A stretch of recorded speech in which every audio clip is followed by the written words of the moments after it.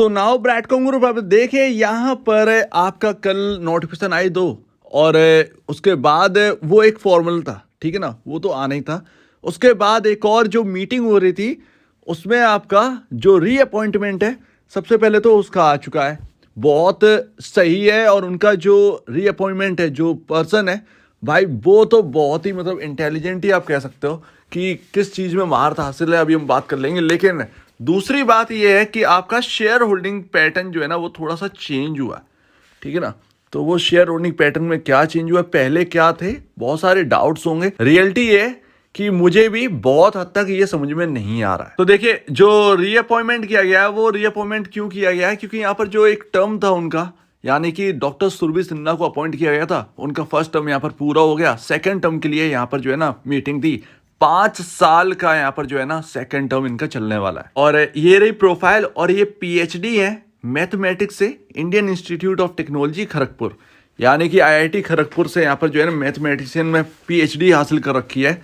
और यहाँ पर अब वो कामकाज संभाल रही हैं। तो अभी यहाँ पर जो है फर्स्ट टर्म उनका पूरा हो गया है, सेकंड टर्म के लिए वो चुनाव दोबारा हो चुका है और रीअपॉइंटमेंट उन्हीं को किया गया है। और वैसे भी यहाँ पर ना जिस तरीके से ना इनका जो मैथमेटिक्स में हाथ है, वो भैया ये बता था कि प्रोग्रामिंग ना बहुत स्ट्रांग होगी इनकी, जो प्रोग्रामिंग करने का यहाँ पर तरीका है बहुत स्ट्रांग होगा, क्योंकि यहाँ पर जो पीएचडी कर रखी है वो भी बता था कि यार हैवीएस्ट है। तो यहाँ पर ये रहने वाला बढ़िया अपॉइंटमेंट है ऐसे। और ये सेबी का यहाँ पर कहना था कि यहाँ पर जो है ना करना होगा, तो वो यहाँ पर हो चुका है। अब शेयर होल्डिंग पैटर्न के ऊपर बात करने से पहले मैं आपको बता दूं कि यहाँ पर जो है ना आपके ऑडिट रिजल्ट आ चुके हैं, जो कि मीटिंग का अपडेट आना था और उसके बाद अपलोड कर दिए गए हैं। देखिए, बहुत सारा डेटा है, उसको कैलकुलेट करने में टाइम लग जाएगा, टाइम खर्च होने वाला है यहाँ पर, तो तैयार रहिएगा। और यहाँ पर देर लगेगी उन सब पर बात करने में, क्योंकि उन सबको जोड़कर एक्चुअल में डायमो जो कॉरपोरेशन का जो रिजल्ट्स हैं वो ठीक तरीके से खुल भी नहीं रहे हैं साइड से कुछ रिजल्ट्स, तो वो डेटा छूट जाएगा तो फिर कोई मतलब ही नहीं रहेगा। पहले वो ओपन हो जाए, उसको कैलकुलेट कर लें, उसको ईयर टू ईयर कंपैरिजन करना पड़ेगा, फिर देखते हैं। यहाँ पर बहुत मतलब कैलकुलेशन बहुत है। अब यहाँ पर शेयर होल्डिंग पैटर्न की बात करें तो यहाँ पर समझने वाली बात यह है कि जगह जगह 39% दिखाया है, या तो ये एडजस्टेड है जो यहाँ पर लेंडर्स को यहाँ पर दे दिए गए थे शेयर्स, और यहाँ पर क्या कहते हैं उन्होंने बेच खाए, तो फिर भाई यहाँ पर ना उसकी वजह से एडजस्टेड है, पता नहीं। लेकिन जून 2020 का जो बता रहे हैं 11.92% स्टेक थी प्रमोटर की, उसके बाद लगातार आप देखें तो ऑलमोस्ट मार्च 2022 3.51% पर ये स्टेक आ गई। तो यानी कि 11.42% से घटकर मार्च 2022 तक ये यहाँ पर प्रमोटर की स्टेक 3.51% रह गई, और मार्च 2022 से जून 2022 में 3.51% से बढ़कर 18.48% प्रमोटर स्टेक हो गई। यानी कि प्रमोटर की बाइंग जो है वो मार्च 2022 के बाद से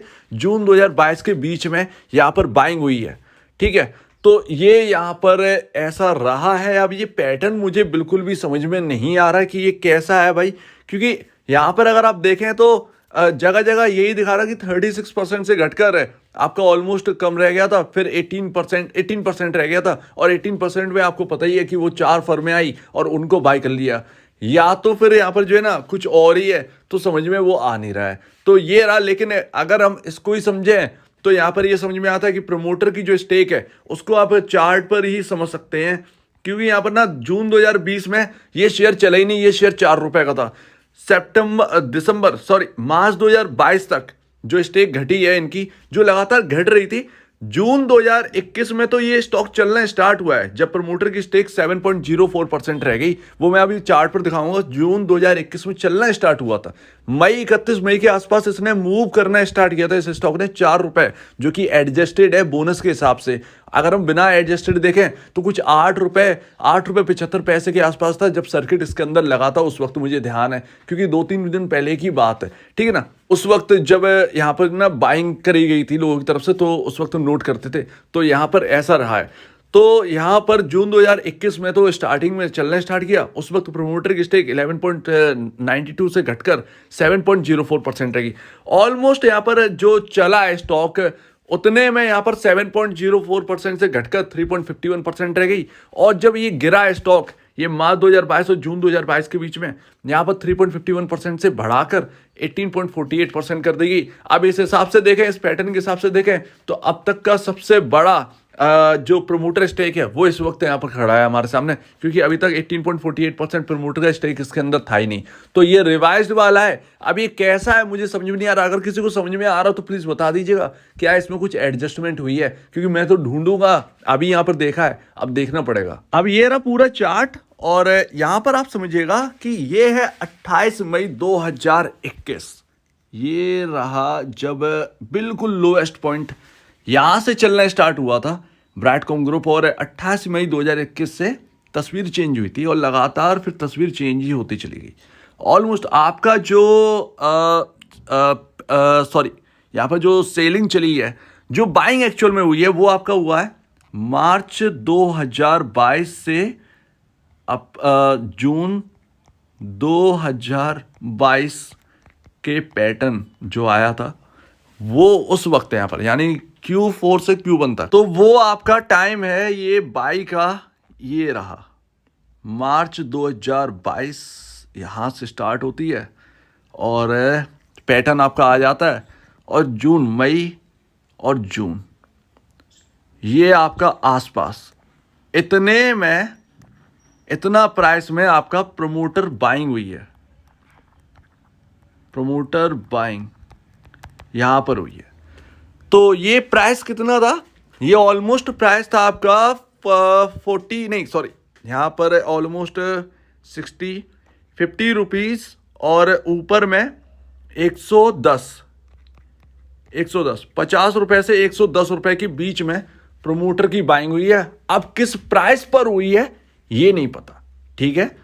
तो ये यहाँ पर रहा, और सेलिंग तो लगातार यहाँ पर चली है। तो सेलिंग का तो कोई जवाब ही नहीं है कि यहाँ पर जो 7% से जो 3% पर आ गए थे वो कितने प्राइस पर आ गए थे। ऑलमोस्ट वो एरिया ना वो ये रहा, तो ऑलमोस्ट वही पीक की तरफ है, और वो पीक की तरफ यहाँ पर जो है ना वो कहीं ना कहीं सेलिंग हुई है, और वहाँ पर फिर बाइंग भी पीक के आसपास ही है। तो कुल मिलाकर यहाँ पर समझ में तो आ गया कि इस पैटर्न से कितने प्राइस पर सेलिंग, ऑलमोस्ट जो सेलिंग चल रही थी वो ऑलमोस्ट कहीं ना कहीं ज़्यादा हद तक, मतलब कुछ परसेंटेज में 1% या 2% यहाँ पर आपका टॉप के आसपास सेलिंग हुई होगी कहीं ना कहीं।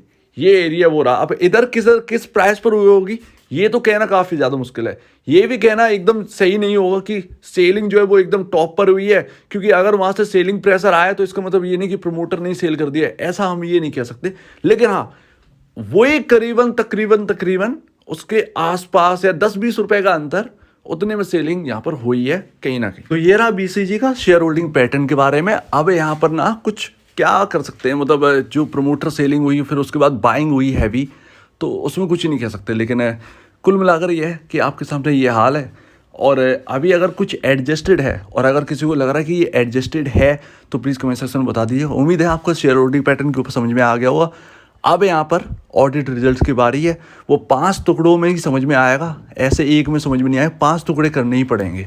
सो उम्मीद है आपको ये वीडियो अच्छी लगी। आपका क्या कहना है इसके ऊपर कमेंट सेक्शन में कहिए, और अगर आपको वीडियो में प्रॉब्लम है, कुछ पूछना है, कुछ बताएं, कुछ कहना है तो प्लीज़ कमेंट सेक्शन में कहिए। और अब वीडियो देखने के लिए बहुत धन्यवाद दोस्तों।